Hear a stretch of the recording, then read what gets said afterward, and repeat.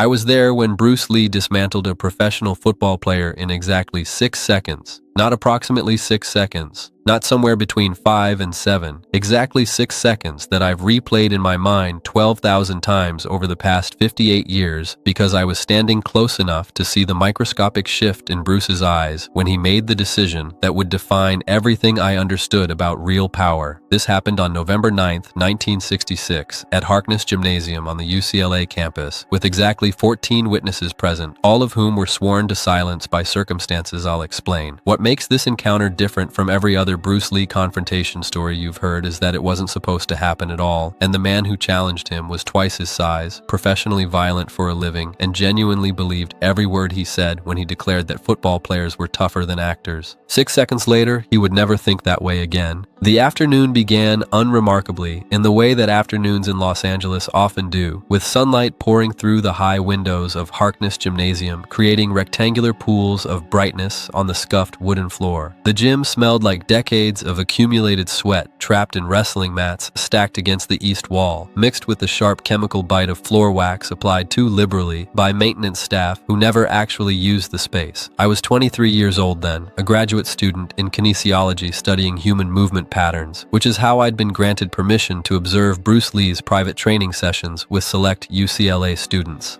These weren't the public demonstrations he would later become famous for conducting. These were intimate technical sessions where he worked through the evolving principles of what he was beginning to call Jeet Kune Do, the formless fighting method that rejected all styles by transcending them entirely. Bruce arrived that afternoon at exactly 3:15, which I noted because he was invariably punctual to the minute, treating time as seriously as he treated distance and angle in combat. He wore plain black canvas shoes with white rubber soles, dark blue training pants with loose elastic waistband, and a white cotton t-shirt that revealed arms that looked too thin to contain the explosive power they actually possessed. His hair was perfectly combed, still carrying traces of the pomade he used for his teaching appearances earlier that day. At 5 feet 7 inches and 135 pounds, he appeared almost delicate moving through the doorway, especially against the institutional scale of the gymnasium built to accommodate hundreds of students. But everyone who trained with him learned quickly that his physical dimensions existed in some category separate from normal human measurement, that his body operated according to principles that made conventional size and strength calculations completely irrelevant. He was demonstrating his 1-inch punch to 4 students arranged in a semicircle around a heavy bag that afternoon, explaining how power generated not from muscle mass but from total body unity channeled through precise contact points when the football players entered through the north entrance. There were 6 of them initially, all wearing UCLA Athletic Department warm-ups in blue and gold, moving with the particular swagger that comes from being physically dominant in every room you've ever entered. Their leader was a linebacker named Marcus Brennan, a junior who'd already attracted professional scout attention for his devastating tackling technique. He stood 6 feet 4 inches tall and weighed 253 pounds according to the roster sheet I'd seen posted in the athletic department hallway. His neck was 18 inches around, his shoulders were 54 inches across, and his forearms looked like they could bend rebar without particular effort. I watched Marcus scan the gymnasium with eyes that had evaluated hundreds of opponents on football fields, calculating threat levels and establishing dominance hierarchies in seconds. His gaze passed over the wrestling mats, the gymnastic equipment, the students stretching near the windows, and finally landed on Bruce Lee, who at that moment was frozen in position with his fist stopped exactly 1 inch from the heavy bag's leather surface. Marcus said something to the player next to him, a defensive end named Travis, who laughed in response. The sound carried across the gymnasium's acoustic space, loud enough that several students turned to look. Bruce remained perfectly still, his fists suspended in air, his breathing so controlled it was invisible. His entire focus concentrated on the relationship between his body and the bag he wasn't quite touching.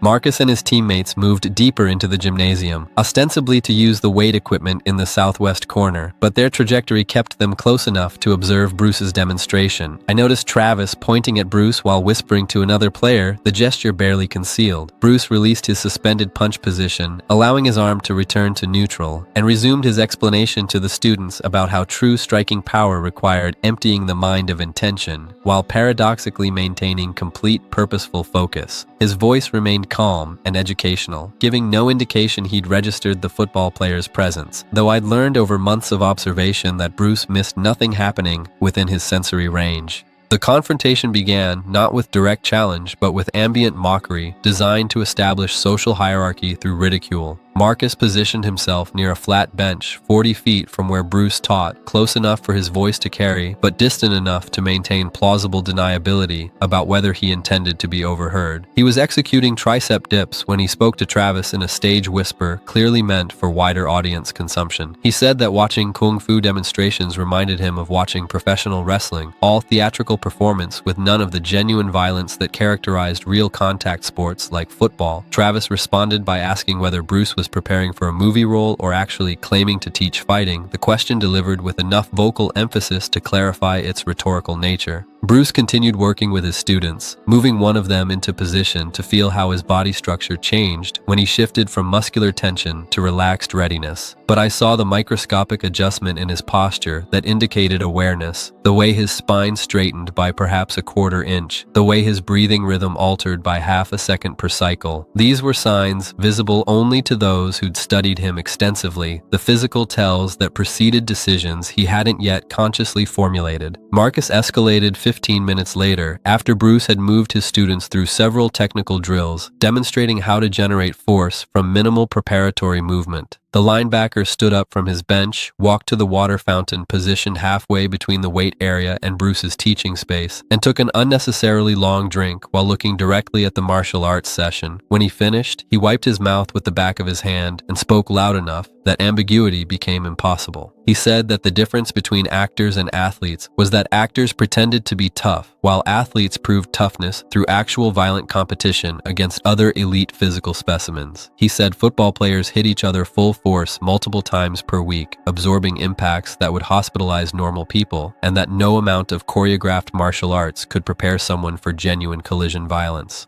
The students around Bruce shifted uncomfortably, uncertain whether they should respond or ignore the provocation. Bruce raised one hand slightly, a gesture that simultaneously acknowledged their concern and instructed them to maintain focus. He told them that real martial artists had no need to prove themselves to those who couldn't understand the difference between performance and practicality, between sport violence and survival necessity. His tone carried no anger, no defensiveness, only the patient observation of someone stating obvious facts. But this response represented strategic choice rather than emotional surrender, a deliberate refusal to engage on terms designed to force ego-driven confrontation. Marcus interpreted restraint as weakness, which was the most common and most dangerous miscalculation people made about Bruce Lee. The linebacker walked closer, stopping about 20 feet from the training group, his massive frame casting a shadow across 3 students standing nearest to him.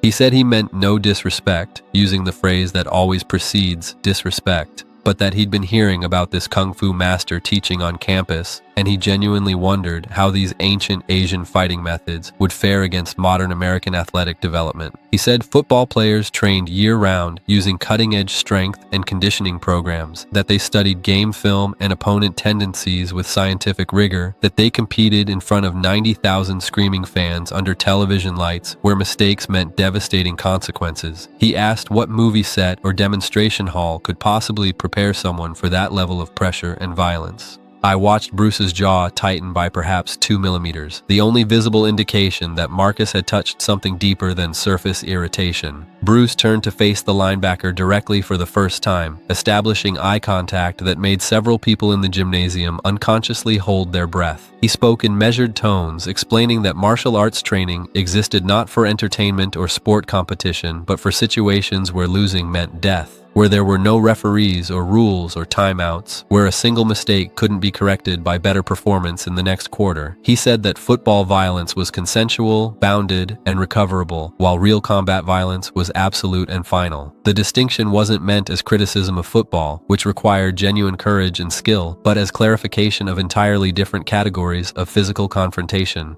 Marcus responded with a laugh that sounded generous on the surface, but carried subtle mockery underneath. He said that sounded very philosophical and probably worked well for teaching classes to college students, but that he'd be willing to bet real money that if Bruce and he went full contact right there in that gymnasium, size and strength would dominate whatever fancy hand techniques Bruce wanted to demonstrate. He said this without particular malice, more as confident assertion of what he believed to be physical law, the way someone might state that gravity pulls downward or that water flows downhill. 250 pounds of trained muscle would simply overwhelm 135 pounds of theatrical movement, regardless of mystical Asian fighting wisdom. The other football players had stopped their workout entirely now, drawn by the escalating confrontation like witnesses to an inevitable accident. Bruce's students formed a tighter semicircle behind him, their body language protective even though they surely recognized that Bruce needed no defense from them. I moved closer myself, positioning near the gymnasium's south wall where I could observe without interfering, my notebook hanging forgotten at my side because whatever was about to happen would be remembered without written documentation. Bruce asked Marcus a question then, his voice maintaining perfect courtesy despite the building tension. He asked whether Marcus genuinely wanted to test his theory or whether he was simply making conversation. The question carried no challenge, no mockery, only genuine inquiry about intent. Marcus hesitated for perhaps 3 seconds, and I saw uncertainty flicker across his face as some instinctive part of his brain recognized danger that his conscious analysis hadn't yet processed. But his teammates were watching, and backing down would require abandoning the position he'd staked out, and at 20 years old, surrounded by peers, that retreat felt more impossible than whatever physical confrontation might follow.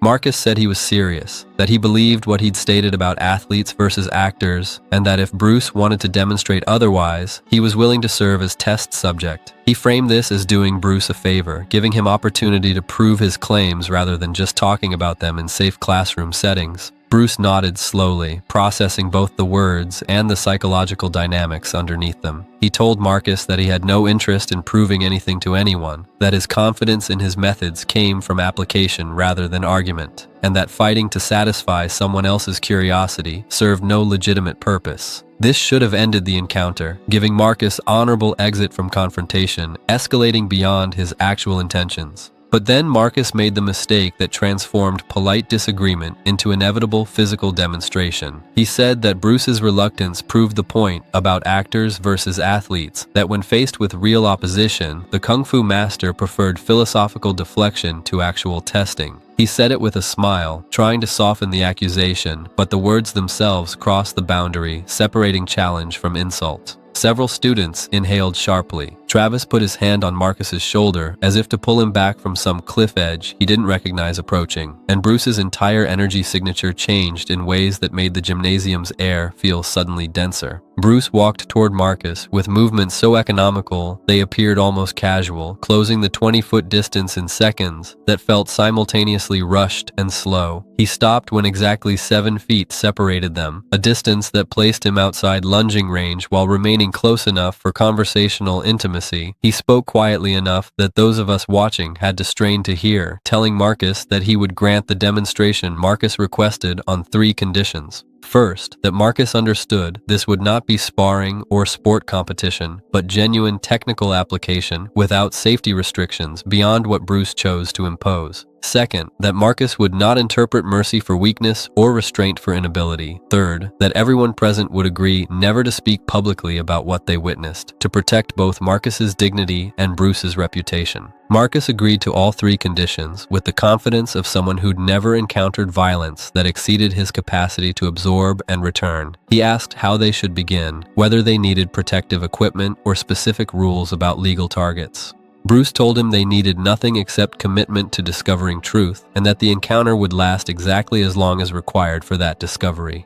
Marcus moved into the stance he'd been taught in high school wrestling, weight balanced, hands raised, body coiled to explode forward with the tackling motion he'd perfected through thousands of repetitions. Bruce stood upright with hands at his sides, appearing completely unprepared, and I remember thinking that perhaps Marcus had been right, that all the mystique and philosophy might collapse against simple size and strength advantages. The gymnasium fell into absolute silence, broken only by the ambient hum of fluorescent lights and the distant sound of traffic on Sunset Boulevard outside. 14 witnesses held their collective breath watching these 2 men who represented entirely different philosophies of what bodies could accomplish and what violence actually meant. Marcus shifted his weight forward by inches, testing Bruce's reactions, seeing whether the smaller man would adjust position or maintain his apparently vulnerable stance. Bruce remained motionless, except for breathing so subtle it seemed he'd somehow reduced his need for oxygen. What happened next occupied exactly 6 seconds of objective clock time, but those 6 seconds contained enough detail and significance to fill hours of analysis. I've reconstructed this sequence thousands of times using every observational tool I developed during my career studying human movement, and the precision of my memory remains absolute because the encounter burned itself into neural pathways through sheer concentrated intensity. The first second began when Marcus committed to forward motion, driving off his back foot with force that would have demolished most opponents through pure momentum. His 253 pounds accelerated toward Bruce's stationary position, his arms extending to capture and control, his shoulders dropping to protect his center line while presenting maximum contact surface. Professional scouts had timed his 40-yard dash at 4.6 seconds, meaning he could cover ground with shocking speed for his size, and the 7 feet separating him from Bruce collapsed in milliseconds that should have ended in devastating collision.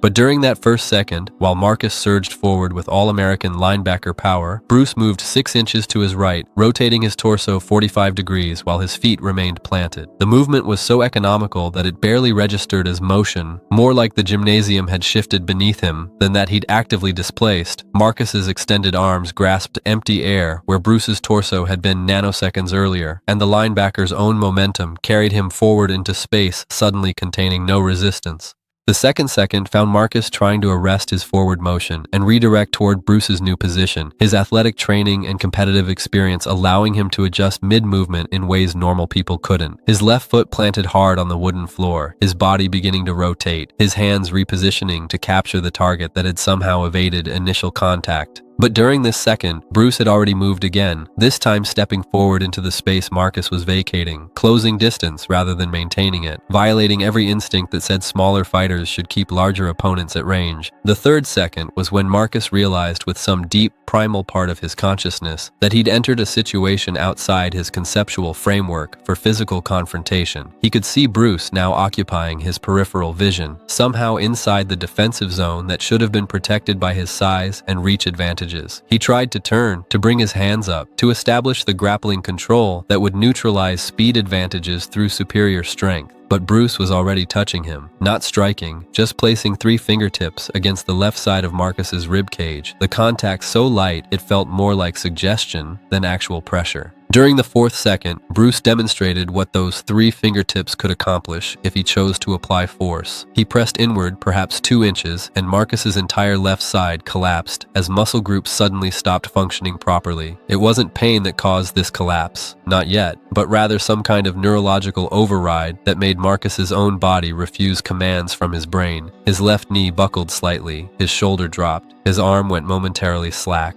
Bruce removed his fingers immediately, allowing Marcus to recover, showing him what was possible before choosing not to actually do it. The fifth second contained Marcus's desperate attempt to salvage the situation through the raw power that had always been his final answer to every physical challenge. He rotated his massive upper body toward Bruce, abandoning technique in favor of overwhelming force, his right arm swinging in a wild haymaker that could have fractured a normal person's skull if it landed. The punch carried every ounce of his 253 pounds behind it, decades of frustrated rage at being dismissed by academics despite his athletic excellence, confusion about why his physical gifts hadn't translated into the respect he believed they deserved. Bruce didn't block the punch or evade it entirely. Instead, he moved forward into it, meeting the attack at the moment when Marcus's arm had extended only halfway and thus couldn't generate full power. Bruce's left hand intercepted Marcus's forearm, redirecting the punch's trajectory downward by perhaps 15 degrees, which was precisely enough to make it miss Bruce's head by 2 inches, while requiring minimal force to accomplish. Simultaneously, Bruce's right hand moved upward, his fingers extended and rigid, traveling in a straight line toward Marcus's throat. The sixth second was when time seemed to stop entirely, when those of us watching understood we were witnessing the exact moment that would define everything we believed about combat and restraint and what separated masters from everyone else. Bruce's fingers reached Marcus's throat, his hand positioned with fingertips touching the soft, vulnerable flesh, protecting the carotid artery and trachea. He could have crushed the linebacker's windpipe, collapsed his airway, rendered him unconscious or dead with minimal pressure. Instead, Bruce stopped. His fingers rested against Marcus's throat with the lightest imaginable contact, barely touching, more suggestion than actual force. But the positioning was so precisely aligned with anatomical vulnerability that Marcus understood instantly what was being communicated. Bruce held this position for perhaps 1 full second, his eyes locked on Marcus's eyes, his breathing still perfectly controlled despite the explosive movements he'd just executed. Then he withdrew his hand slowly, stepping backward to create distance, his expression containing neither triumph nor mockery, only the calm observation of someone who'd successfully taught a difficult lesson. Marcus stood frozen with his arm still extended in the punch that had missed, his throat still carrying the phantom sensation of fingers that could have ended his life, his entire understanding of what violence actually meant collapsing under the weight of what he'd just experienced. His face cycled through multiple emotions in rapid succession, confusion and fear and anger, and finally something approaching awe. His breathing came in ragged gasps, not from physical exertion, but from the psychological impact of realizing how close he'd come to serious injury and how completely Bruce had chosen not to inflict it.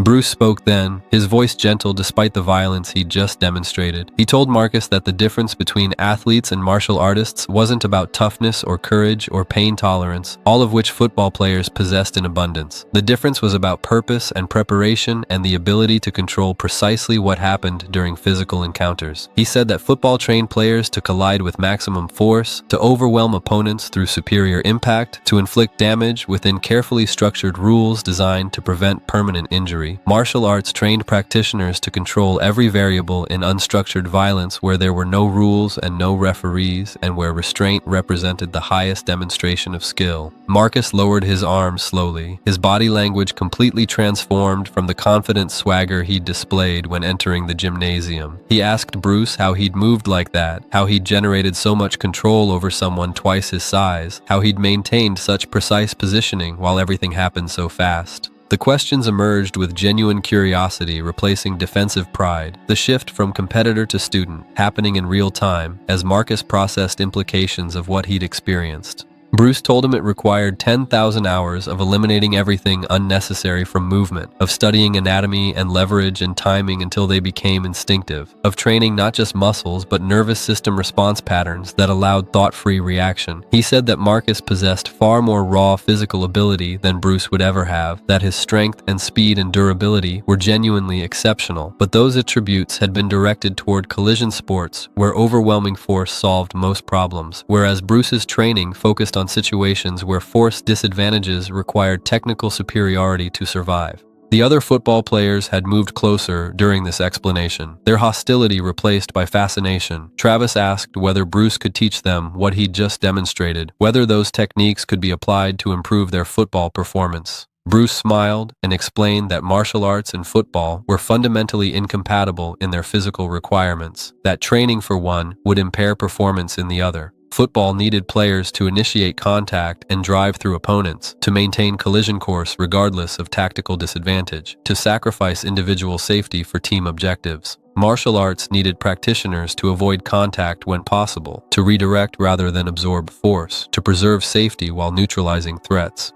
But he offered to teach them principles that could transfer across domains, lessons about breath control and mental clarity and the relationship between tension and performance. He said that athletes and martial artists both sought to express maximum capability through physical action, and that the fundamental challenge was identical even if technical applications differed. Marcus asked whether he could return to observe future training sessions, whether Bruce would accept him as student despite the hostile way he'd approached. Bruce agreed immediately, saying that genuine students revealed themselves through willingness to have their assumptions shattered and rebuilt on better foundations.